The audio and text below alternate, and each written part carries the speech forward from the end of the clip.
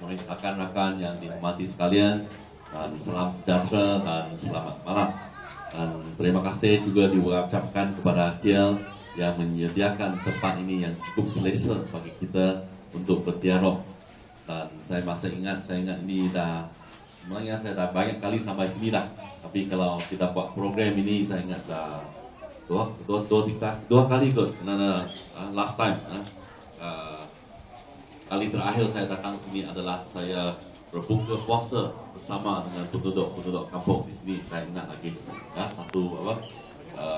cukup mesra, dan saya rasa cukup terharu karena saya boleh datang ke kampung-kampung Melayu di sini. Dan banyak terima kasih juga diucapkan kepada anggota-anggota dan kawan-kawan saya daripada PAS dan PKA kerana telah membawa saya masuk ke perkampungan ini untuk berjumpa dengan rakan-rakan sekalian. Jadi rakan-rakan sekalian, pilihan raya umum yang ke-13 sudah sampai.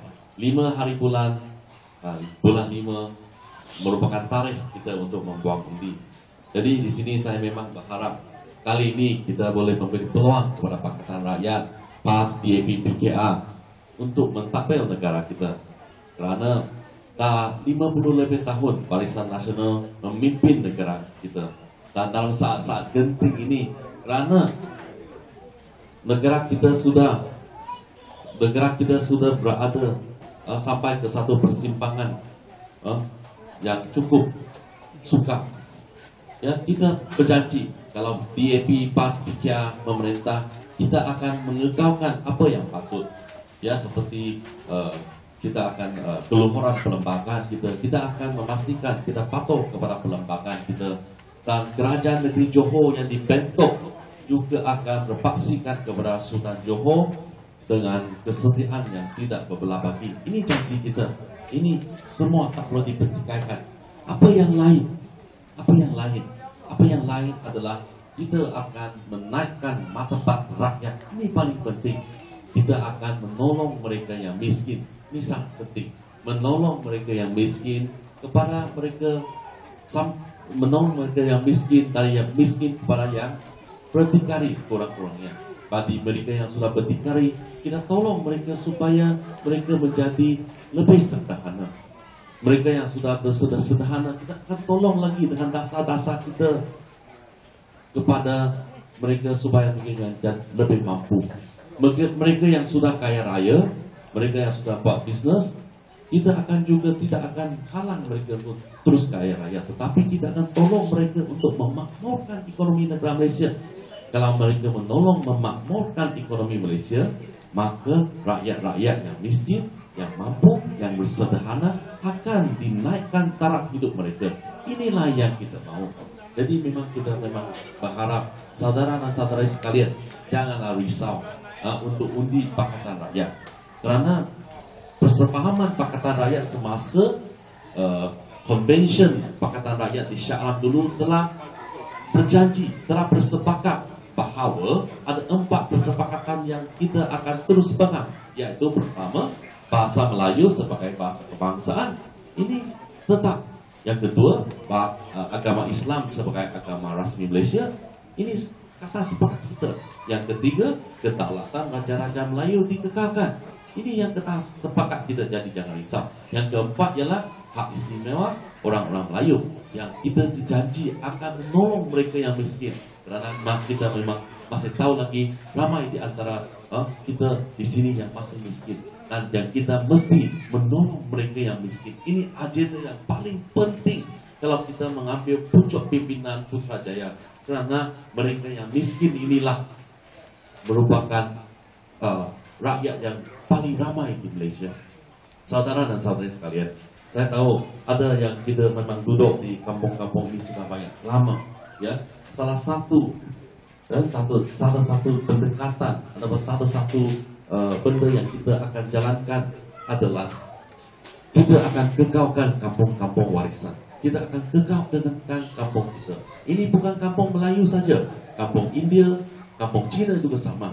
Kita mesti kekalkan kampung kita, mesti kekalkan rumah lama kita. Negara-negara maju pun sama.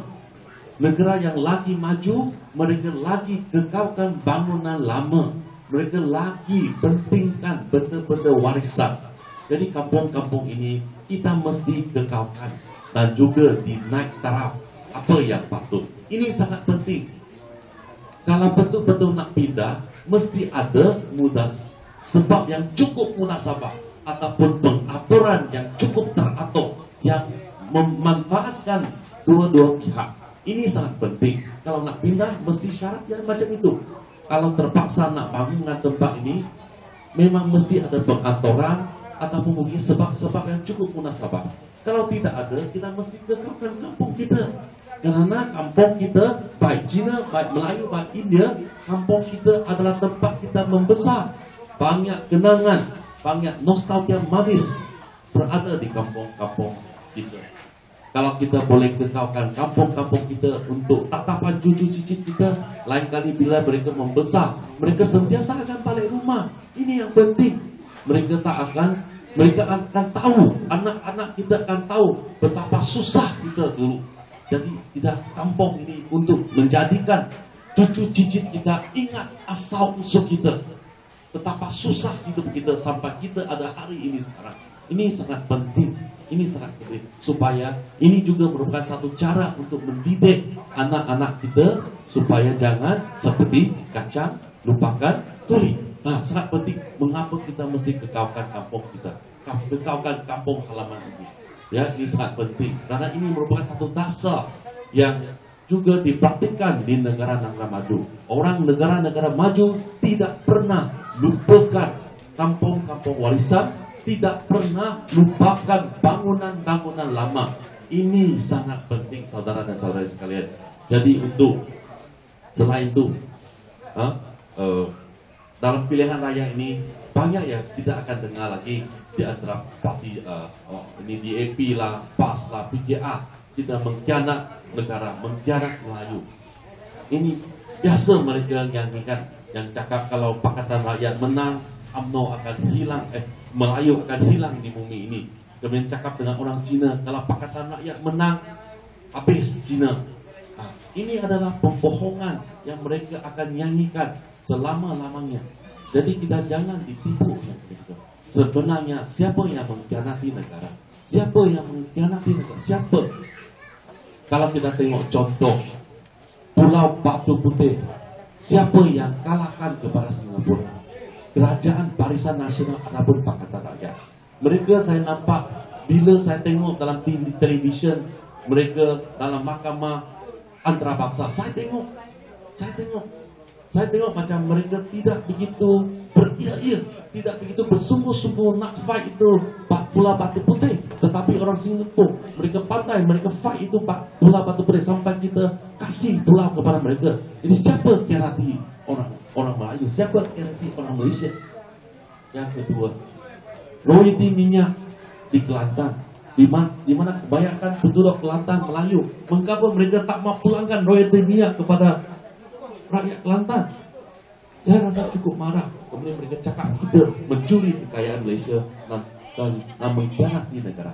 Yang ketiga, kita tengok tanah KTM di Singapura, dulunya milik Malaysia, dan Najib tukar dengan beberapa bidang tanah dan sebagainya, menyebabkan tanah KTM di Singapura, tanah itu kita sudah hilang.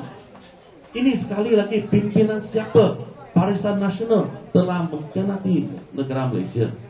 Ini adalah beberapa contoh yang kita rasa mereka sentiasa menuduh kita khianat negara, tetapi sebenarnya mereka yang mengkhianati negara. Yang keempat, kita jual air 1000 liter kepada Singapura dengan 30 sen, dengan 3 sen.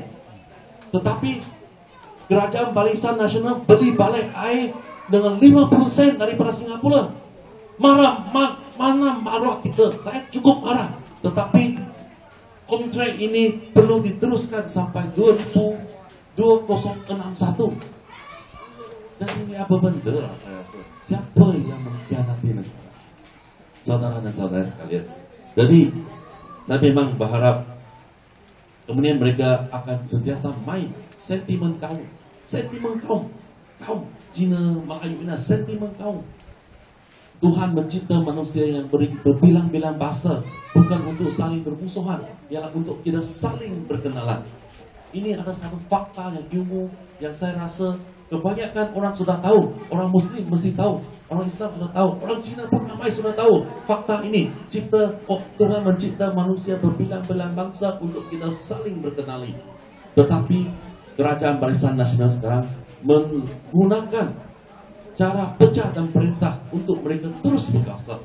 Di depan orang Cina cakap satu, di depan orang Melayu cakap lain, mau cuba memecah belahkan kita. Saya orang Malaysia, tak ada masalah untuk kita bergaul. Saya membesar cara Malaysia. Saya makan nasi lemak, makan roti canai, goreng pisang, ketumpat, sate. Saya main lumpur, panjat pokok, jatuh pokok. Ini betul, terjun sungai, main lumpur, main layang-layang. Saya juga belajar bahasa Melayu, saya juga pegang IC biru. Apa susahnya kita tak boleh bergaul? Apa susahnya tak boleh? Mengapa tak boleh? Saya dulu duduk dekat Universiti Teknologi Malaysia yang mengajar saya mendapat ijazah sarjana muda dan ijazah sarjana ada orang Melayu. Orang Melayu boleh tolong saya, mengapa saya orang Cina tak boleh tolong Melayu? Ya, betul tak? Orang Melayu boleh tolong saya, mendidik saya menjadi seorang graduan yang baik. Mengapa saya tidak boleh tolong orang Melayu? Saya tidak nampak ada sebarang halangan kalau saya datang dari perkampungan Melayu untuk mendengar suara rakyat. Ya, dulu saya baru masuk di kampung ini. Ada banyak tahun saya masuk di kampung di Menteri Sulaiman, Haji Hasna, Tok Siak, ya, Desa Melayu dan sebagainya. Saya tanya, Datuk Syariah ada mari ya? Ada mari tak Datuk Syariah? Dia cakap, ada. Datuk Syariah ada mari. Tetapi bila dia mari, kita semua kena pergi dewan. Tapi kamu ni okey sikit lah.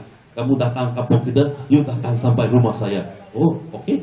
Ini merupakan satu suntikan semangat yang cukup besar kepada saya untuk terus datang ke sini. Kerana dulu bila saya mula-mula masuk sini, orang cakap sejak 30 tahun kita duduk sini, tak ada seorang Cina yang masuk sini pun. Saya cukup hairan. Tetapi ini tidak akan menjadi halangan kepada saya, rakyat Malaysia, untuk terus bersatu padu. Kemudian dulu saya ada bagi kad raya, ya, saya bagi kad raya di sini, bagi kad raya. Dia orang cakap, ini apa pasal DAP buat ini? Saya tak boleh terima. Dia cakap, saya cakap tak apalah, ini hari raya, semua orang DAP, ini hari raya untuk semua orang, tak apa. Kemudian dia tanya, mengapa UMNO ni tidak buat? Dia tanya saya, mengapa UMNO tak buat? Saya cakap, mana saya tahu. Tak apa, kita ada hati untuk buat. Kemudian tahun kedua, bila saya kasih lagi kad raya kepada mereka di kampung-kampung ini, mereka cakap, baguslah, kamu tahun lepas datang, tahun ini pun ada datang juga. Ini merupakan satu suntikan semangat bagi saya. Jadi saudara dan saudari sekalian, apa yang saya nak tegaskan di sini, kita jangan dengar pembohongan UMNO Barisan Nasional yang sentiasa memecah belahkan kita untuk terus berkasar. Kerana daripada kawan seperjuangan saya, dia ada bagi tahu saya mengikut junjungan Rasulullah yang mengatakan mereka yang berjuang atas prinsip asobiat perkawan, maka dia bukanlah di kalangan umat. Betul kan? Ya? Saya masih tengah belajar. Ya, ini orang sudah cakap.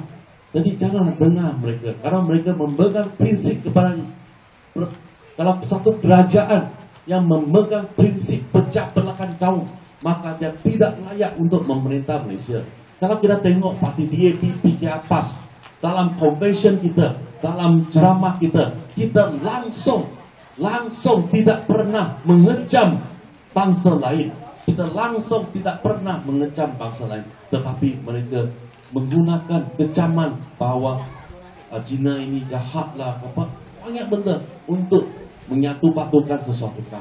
Ini saya rasa tidak betul. Jadi saudara dan saudara sekalian, saya memang berharap para pilihan umum yang akan datang, ya, berilah peluang kepada kita untuk mentadbir Malaysia. Kerana mereka sudah mentadbir selama 57 tahun. Kalau kita tidak baik, ya turunkan kita selepas 5 tahun. Kerana dalam demokrasi tidak ada satu parti politik yang berhak memerintah Malaysia secara